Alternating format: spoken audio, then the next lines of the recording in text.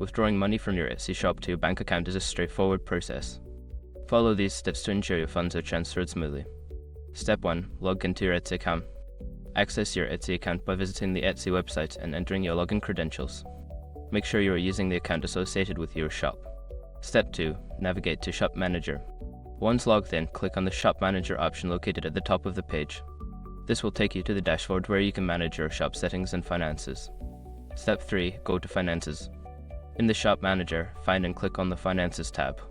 This section contains all financial information related to your shop, including your earnings and payment settings.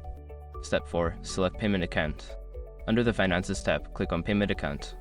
Here, you will see your available balance and options for transferring funds. Ensure that your bank account information is correctly set up. Step 5. Withdraw funds. Before filing your refund or dispute, use the s.com link in the description to open the refund dispute deadline calculator and confirm your deadline. After completing these steps, your money should be on its way to your bank account.